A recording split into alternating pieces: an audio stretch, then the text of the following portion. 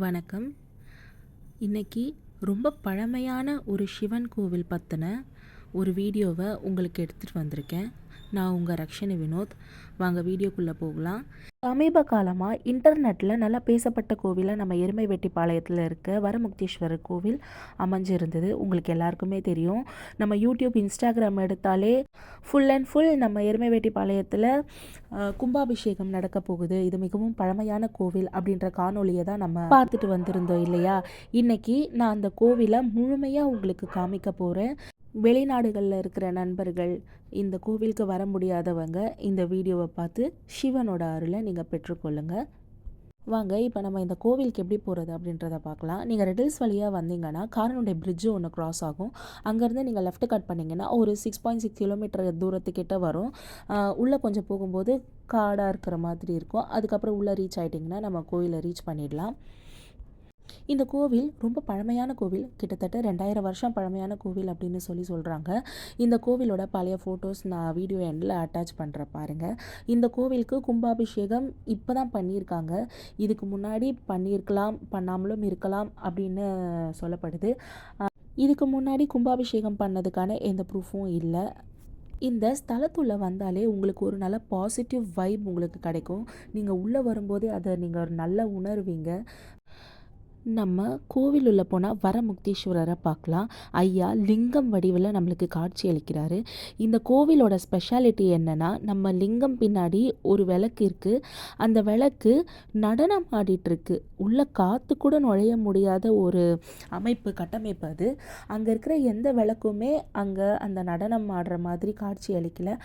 ஐயா பின்னாடி இருக்கிற ஒரே ஒரு விளக்கு மட்டும் அது நடனம் ஆடிட்டே இருக்குது. அது ஐயாவே நடனம் ஆடுறதா இந்த கோவிலில் கருதப்படுது. இந்த கோவிலோட மிராக்கல் அதுதான். நீங்கள் கண்டிப்பாக ஒரு வாட்டி நேரில் போய் பாருங்கள், மெய் சிலிர்த்து போயிடுவீங்க. ஐயனை பார்க்கும்போதே கண்ணு வேணும் அவரை பார்க்குறதுக்கு. அவ்வளோ அழகாக உட்காந்துட்ருப்பார். நீங்கள் போயிட்டு கண்டிப்பாக எக்ஸ்பீரியன்ஸ் பண்ணி பாருங்கள். நான் சொன்னால் உங்களுக்கு புரியாது. உங்கள் எல்லாருக்கும் காட்டணும் அப்படின்றதுக்காக நான் பூசாரிக்கிட்ட கேட்டேன். அவங்க சொன்னாங்க, இப்போ தான் கும்பாபிஷேகம் முடிஞ்சிருக்கிறதுனால 48 நாளைக்கு எந்த வீடியோஸும் எடுக்கக்கூடாது, 48 நாள் கழித்து நீங்கள் வீடியோ எடுத்து போடுங்க அப்படின்னு சொல்லியிருக்காங்க. நான் கண்டிப்பாக ஒரு நாள் போய் வீடியோ எடுத்து உங்களுக்கு அந்த விளக்கு நடனம் ஆடுறத உங்களுக்கு காமிக்கிறேன். இந்த கோயிலில் ஐயனும் அம்பாலும் ஒரே இடத்துல திருமண கோலத்திலிருந்து காட்சி அளிக்கிறாங்க. இந்த மாதிரியான ஸ்தலங்கள் இருக்கிறது ரொம்ப ரேர் தான். திருமண கோலத்தில் காட்சி அளிக்கிறாங்கல்ல, அப்போது இந்த கோவில் ரொம்ப ஸ்பெஷாலிட்டி என்னென்னா, திருமணம் ஆகாதவங்க இங்கே பிரார்த்தனை பண்ணிக்கிட்டால் கண்டிப்பாக திருமணம் நடக்குது அப்படின்னு சொல்லப்படுது. ப்ளஸ் இவரோட பேர் என்ன, வரமுக்தீஸ்வரர், வரம் அளிக்கிறவர். இவர்கிட்ட என்ன வரம் கேட்டாலும் தருவாங்களாம். குழந்தை பாக்கியமோ தொழிலோ என்னவோ எது நீங்கள் கேட்டாலும் வரமாக உங்களுக்கு கண்டிப்பாக அமையும் அப்படின்னு சொல்கிறாங்க. இந்த கோவிலில் நம்ம வேண்டுதல் வச்சோன்னா கண்டிப்பாக நடைபெறும் அப்படின்னு இந்த ஊர் மக்கள் எல்லாருமே சொல்கிறாங்க. இந்த கோவிலில் இன்னொரு சிறப்பம்சம் இருக்குது. என்னென்னு பார்த்தீங்கன்னா, பங்குனி மாதத்தில் ஒரு நாள் சூரிய பகவானே சிவனை சேவிச்சுட்டு போகிறாங்க, அம்பாலையும் சேவிச்சுட்டு போகிறாங்க.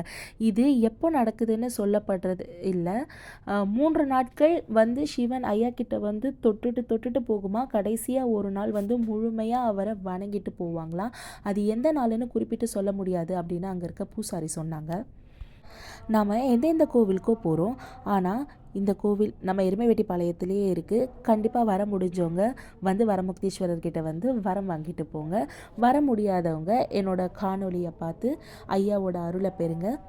சன்னிதானத்தில் மூலவரோட பேர் ஸ்ரீ வரமுக்தீஸ்வரர், அம்பாலோட பேர் ஸ்ரீ காமாட்சி.